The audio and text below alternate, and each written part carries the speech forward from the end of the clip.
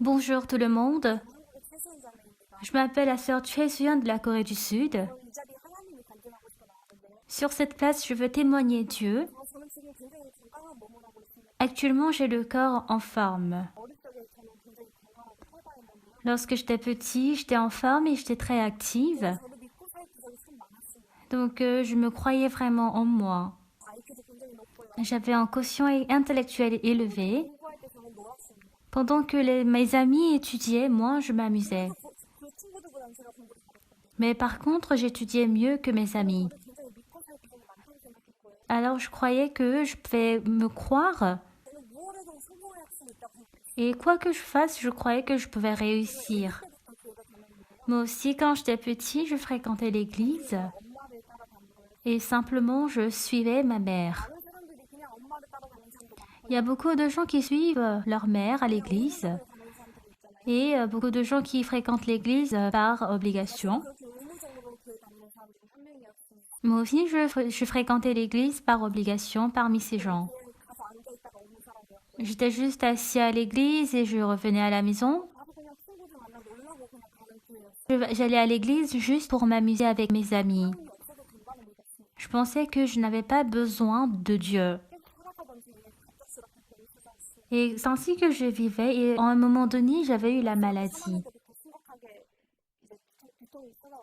Et depuis la classe de 4e, je commençais par avoir les maux de tête. Et quand j'avais 17 ans, j'étais tellement difficile. Et à l'âge de 18 ans, j'avais la paralysie du demi-corps. Au début, c'était mon bras et mon pied gauche qui étaient paralysés.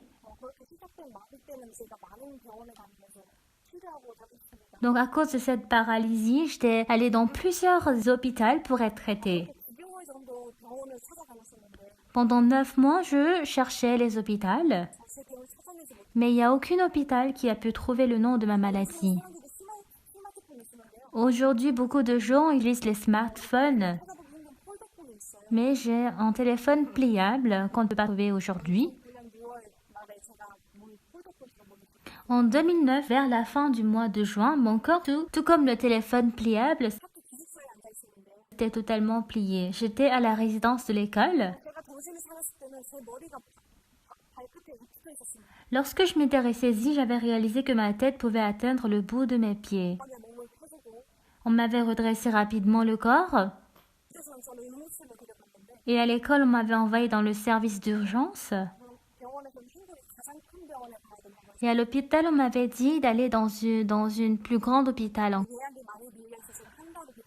Parce qu'il y avait beaucoup de réservations, je devais attendre un mois. Et pendant un mois, j'avais rencontré beaucoup de changements. À un moment donné, je ne pouvais pas regarder, je ne pouvais pas entendre. Et j'étais dans les ténèbres. Et en ce moment, il y avait la Samonime qui m'avait entretenue. Elle m'avait expliqué Jésus-Christ qui était Emmanuel. Sion, tu n'as pas à penser d'autre chose. Il faut penser à Dieu qui est avec toi. En ce moment, parce que je ne croyais pas exactement à la parole de Dieu, et je pensais que c'était une parole qui n'avait aucune relation avec moi. Et c'est ainsi, lorsque j'étais allée à l'hôpital, j'avais ensuite écouté que j'avais la myélite. Et je sais que vous ne connaissez pas très bien la myélite. Et à cette époque, j'avais entendu pour la première fois la myélite. Et jusqu'à maintenant, je ne connais pas très précisément la myélite. Mais selon la médecine moderne, on m'avait dit qu'il n'y avait pas de traitement.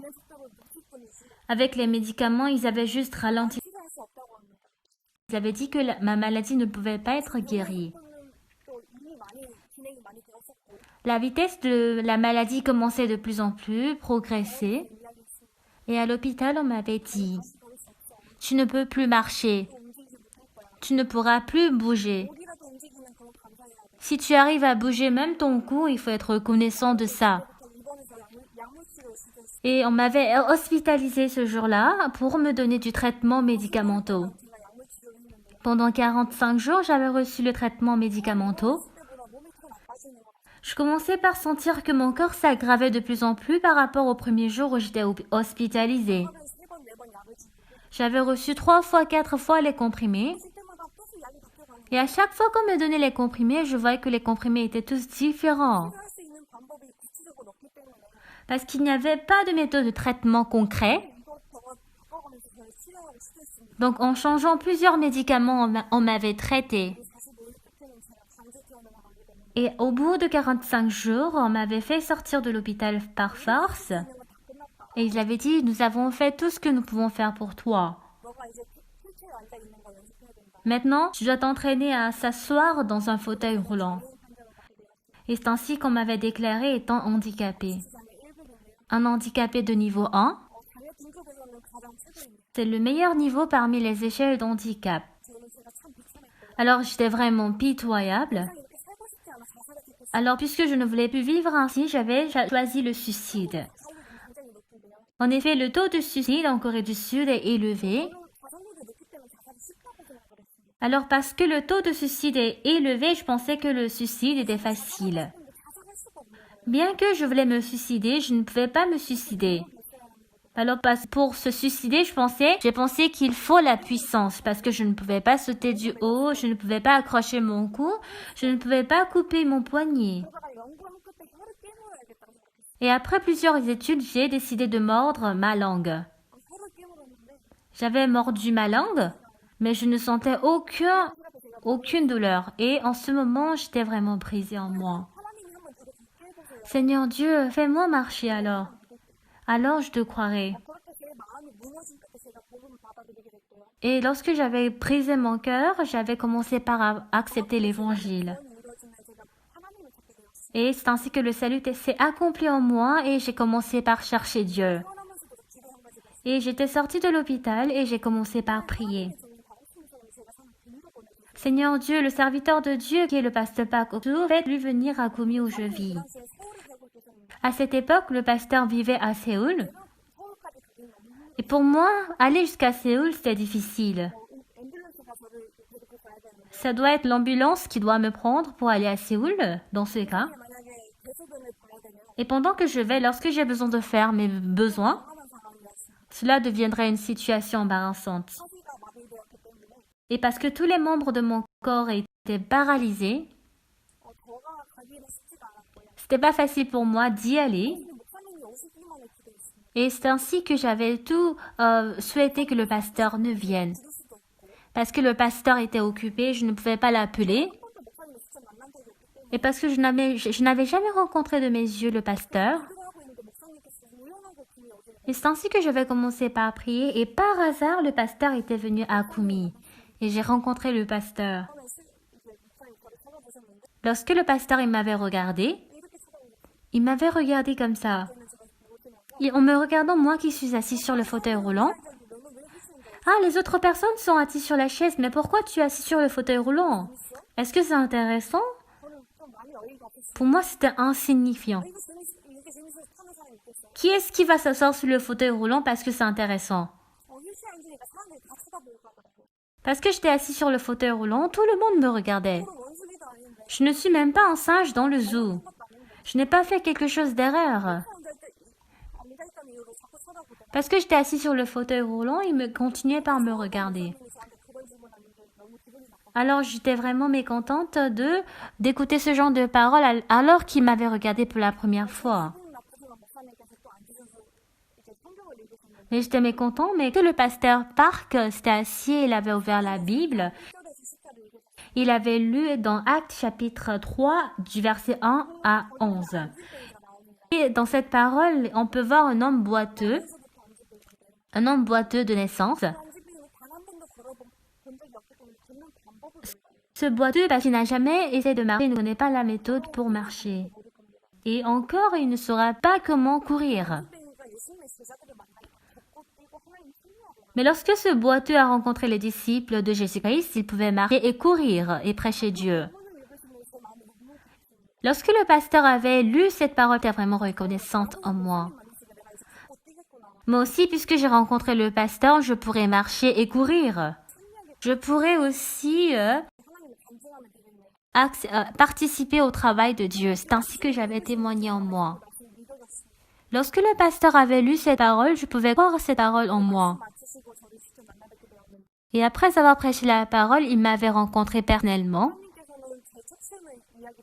Lorsque le pasteur avait écouté l'histoire de la myolite que j'avais, il n'avait pas parlé d'une histoire de la Bible.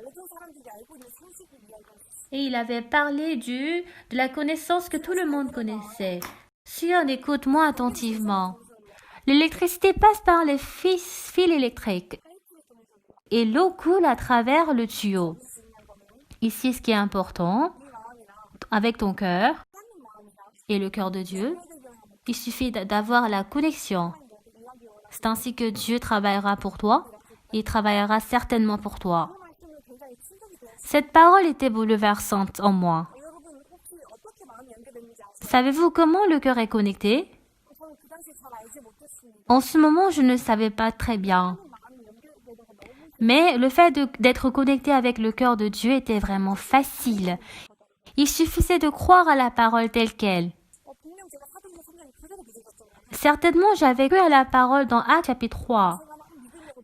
Je n'avais pas essayé de croire à cette parole, mais c'était Dieu qui m'avait fait croire telle qu'elle.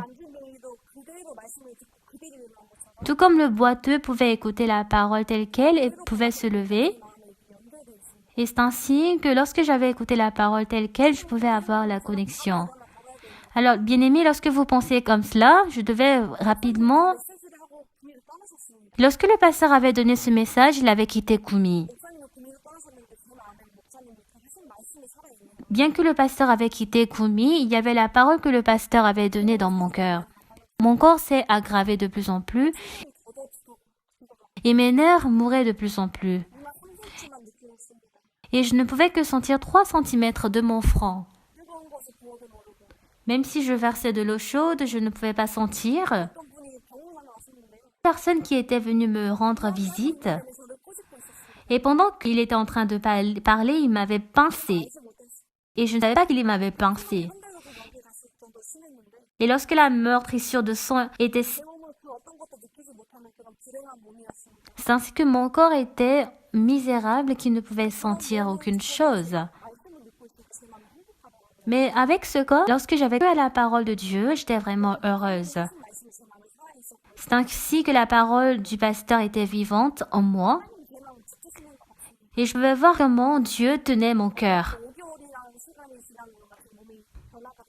Si après 5 mois, je vais sentir un changement dans mon corps. Et avant que ça n'atteignait 5 mois, j'avais commencé par marcher. Je n'avais pas très bien marché comme aujourd'hui. J'avais commencé par marcher un pas, 2 pas.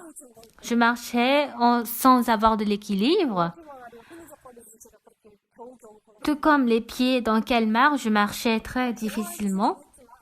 Bien que je recevais un nouveau traitement, je ne pouvais pas me rétablir facilement. Et pendant que je marchais comme ça, lors du message, pasteur avait dit cette parole. Bien-aimé, Sion marche très bien. Lorsque j'avais écouté cette parole, c'était vraiment bizarre en moi. Pasteur, il sait à quel point je ne marche pas très bien, mais pourquoi il exagère?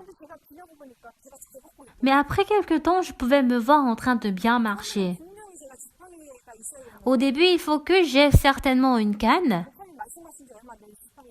Mais après quelques paroles du pasteur, j'avais tout abandonné la canne. Et maintenant, je pouvais marcher. Et ensuite, lors du message, le pasteur avait encore dit que Sion court très bien. Et c'est ainsi qu'en écoutant la parole, j'avais dit que le pasteur exagère trop. Pourquoi le pasteur ment? C'est parce qu'il est âgé? Je croyais simplement ainsi.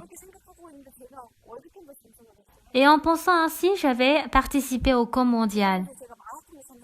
Et lors du camp mondial, j'avais assisté au marathon. Le marathon, c'est celui qui peut courir, qui peut faire le marathon. Mais en ce moment, je ne pouvais pas courir. Je ne pouvais pas courir pendant plus de 2 ans. Pendant que je ne pouvais pas courir, un pasteur avait donné la parole. Bien-aimé, il y a le point mort. Mais, bien-aimé, concernant votre point mort, essayez de surpasser à travers Dieu. C'est ainsi que mon point mort, j'ai décidé comme le marathon. Et j'étais sur la première ligne et j'ai commencé par courir au marathon. Ce n'est pas que j'avais bien couru. Et au milieu, je voulais aussi abandonner plusieurs fois. Mais j'ai dit, c'est Dieu qui fait. En m'appuyant à cette parole, parmi 800 personnes, j'avais occupé 345e rang en courant toute la distance parcourue. Et lorsque j'avais souhaité être en bonne santé, mon corps s'aggravait de plus en plus. La myélite fait partie du coton autologue, c'est-à-dire il attaque soi-même le corps. Et à travers cette maladie, j'ai rencontré le cancer. Dans ce monde, il n'y a aucune personne qui aime le cancer. Et à l'âge de 21 ans, j'ai été déclarée en tant que condamnée. Le stade terminal du cancer de l'estomac s'était répandu dans 6 parties de mon corps. Encore le ciel s'était brisé en moi. Seigneur Dieu, pourquoi tu m'as fait marcher? Si tu voulais me tuer avec le cancer, pourquoi tu m'as fait marcher? Pourquoi tu m'as fait croire à ta parole? J'avais maudit la parole de Dieu et j'ai encore choisi le suicide. Et à la terrasse, avant de sauter du haut, j'avais appelé ma mère pour la dernière fois. Mais ma mère, elle avait parlé de la Bible. Elle avait parlé du Dieu qui était le bouclier. Le Dieu qui est le bouclier, il n'a pas du tout interrompu la maladie, mais tous nos péchés, tous nos problèmes. Et c'est ainsi que j'ai appelé le pasteur Oxo Park après quelques jours. Donc, le pasteur Park me disait que Sion, ce n'est rien. Et cette seule parole était reconnaissante en moi. Je savais très bien. Simplement, le pasteur n'avait pas ainsi parlé. Mais je pouvais croire à quel point le pasteur croyait à la puissance de Dieu. C'est ainsi que j'avais oublié l'existence du cancer. Bien que j'avais oublié le cancer, mais mon corps commençait par mourir parce que le cancer se promenait partout dans le corps pour attaquer. J'avais la moitié de mon poids actuel. J'avais même perdu 28 kg et c'était vraiment difficile d'être couché et de respirer. Alors, lorsque vous imaginez, vous pouvez imaginer à quel point j'étais sur un mauvais état. C'est-à-dire que j'avais la moitié de mon poids actuel. Lorsque j'avais le corps en train de mourir, j'étais reconnaissant au moins. Parce que quand j'avais le cancer, je pouvais sentir à quel point je devenais de plus en plus mince. Parce qu'avant que je ne sois malade, j'étais en fait très gros. Et mes épaules étaient plus larges. J'avais aussi des muscles en moi jusqu'à ce que je ne pouvais pas courber mes mains. Mais lorsque j'avais eu le cancer, je pouvais voir à quel point je devenais de plus en plus mince. Maintenant, lorsque je deviendrai une femme, j'aurai un corps comme une femme. Lorsque je pense actuellement, j'avais une pensée très bizarre. Mais Dieu m'a fait penser ainsi et il m'a éclairé. Et il m'a donné le cœur que je ne mourrais pas à travers le cancer. Et encore, je devais enlever de liquide de l'estomac. Il y a beaucoup de raisons pour lesquelles on enlève les liquides de l'estomac. À l'hôpital, on m'avait dit que je n'avais plus beaucoup de temps. Et il m'avait dit d'être prêt dans le cœur. Parce qu'en enlevant le liquide de l'estomac, il peut y avoir un choc. Je vivais sans aucune crainte. Il y avait une personne qui avait enlevé la liquide de l'estomac et il n'était plus sorti de la salle d'opération. Certainement, on s'était encouragé, mais pour lui, il était couvert de la pagne et il était sorti. Et lorsque j'avais vu cette personne mourir, j'avais commencé par avoir la peur en moi. Est-ce que moi aussi je vais mourir comme lui? Donc j'avais tellement peur. Mais Dieu m'a fait encore penser à Dieu et il m'a fait marcher malgré que j'avais la myélite. Et j'ai le cancer, c'est ainsi que je dois enlever les liquides de l'estomac. Mais j'avais changé de pensée. Savez-vous pourquoi on enlève les liquides de l'estomac? C'est parce que je suis vivant. Lorsque j'avais changé ma pensée, j'étais reconnaissante.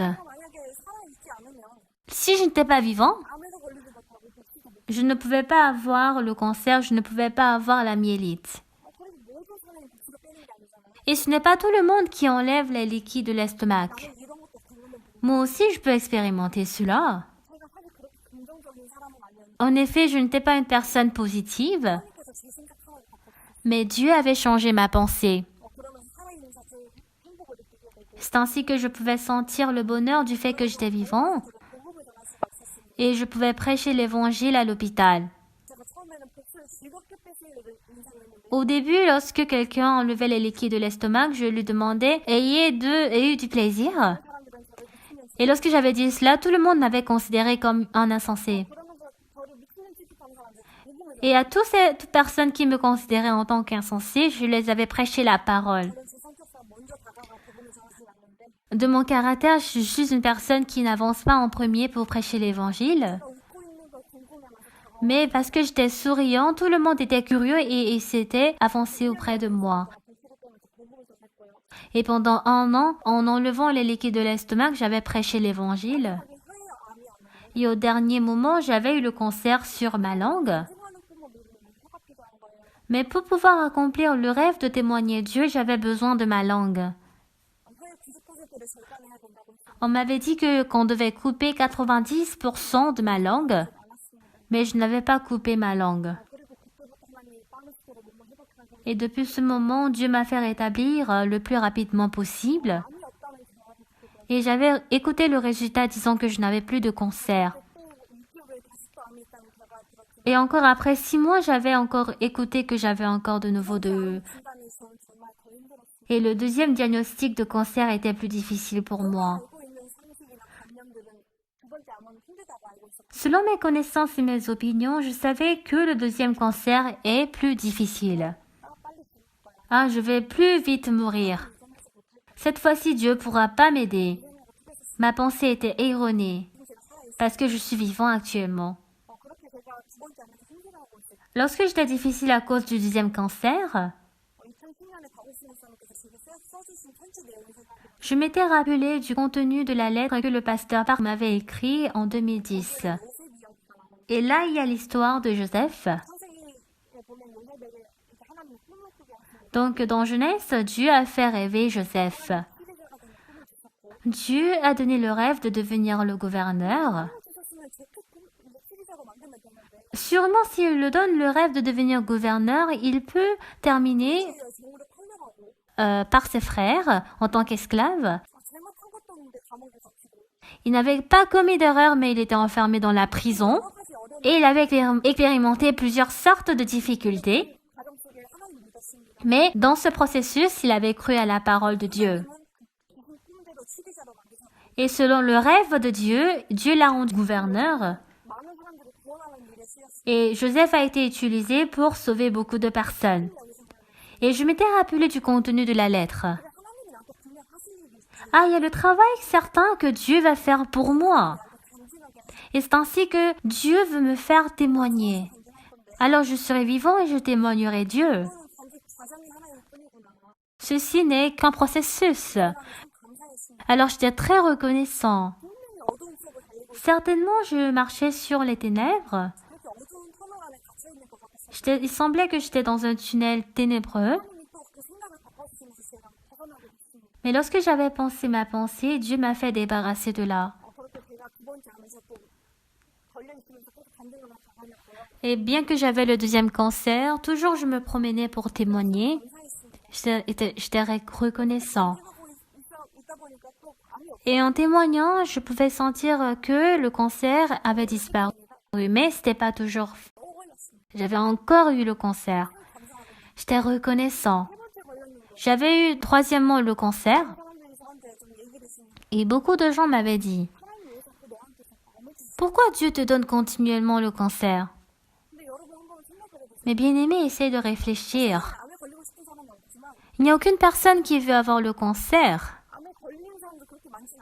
Et il n'y a pas beaucoup de personnes qui ont le cancer. Et aujourd'hui, on peut dire que 1 sur 3 a le cancer. Et dans ma famille, c'est moi qui ai le cancer. Parce que j'avais eu le cancer, j'avais eu plusieurs pensées. Parce que pendant que j'avais eu le cancer, Dieu m'avait donné beaucoup de présents. Et devant la vie, j'avais plusieurs fois prêché la parole. Pendant que j'avais eu 3 fois le cancer et que j'avais la myélite, pendant 12 ans, j'étais malade. Mais Dieu m'a donné le cœur précieux que les autres personnes ne pouvaient avoir. Actuellement, je n'ai pas le cancer. On m'avait dit en réalité que le 3e cancer est difficile. Mais c'était la parole de la médecine. Mais parce que déjà Dieu m'a rendu juste. Et j'aime surtout Jérémie, chapitre 29, verset 11. Et dans cette parole, il est dit que ce n'est pas la plaie, mais la paix. Parole qui vous donne l'espoir. Et j'étais reconnaissant. Cette parole, Dieu m'avait donnée il y a de cela 12 ans. Cette parole n'a jamais été changée. Selon moi, c'était comme la plaie. Et non pas selon moi, mais aux yeux de tout le monde, c'était comme une plaie. Mais parce que la parole disait que c'était l'espoir, c'était vraiment l'espoir. Lorsque je retourne en arrière, lorsque j'avais seulement cru à la parole, je pouvais beaucoup plus sourire. Si je savais que j'allais vivre autant heureux que ça, j'allais plus sourire. Et je commence par regretter des moments où je n'avais pas cru en Dieu. Et je pense que pendant ces moments, Dieu m'a donné des cadeaux. Il y a beaucoup de personnes qui regrettent disant que j'ai perdu 1 sur 3 de ma vie. Je préfère ma vie plutôt que la vie que je croyais en moi. Bien qu'il semble que pendant 12 ans, j'ai perdu ma jeunesse, mais Dieu m'a donné un cœur précieux que je ne peux pas payer même avec de l'argent. Je suis très reconnaissant à Dieu. Alors la raison pour laquelle je peux me tenir devant vous, bien-aimés, la puissance de Dieu est si grande. Selon nous, il semble plutôt que la rhume, le cancer est plus grave. Et il semble que si on a 3 cancers, c'est vraiment un malheur. Et selon nos yeux, cela semble être des difficultés. Mais devant la puissance de Dieu, la rhume et le cancer sont identiques. Quoi que ce soit, rien ne peut surpasser la puissance de Dieu. Et j'étais reconnaissante du travail de Dieu. Parce que Dieu m'avait donné ces maladies comme cadeau. Et Dieu, il est vivant à travers moi. Donc, je suis très reconnaissante de pouvoir témoigner comment Dieu, il est vivant. Tout comme le pasteur avait dit, il suffisait d'avoir la connexion du cœur. Donc, Dieu souhaite travailler. Donc, Dieu aussi aimerait travailler pour vous. Donc, j'aimerais que vous puissiez être tous connectés avec Dieu. Je vous remercie.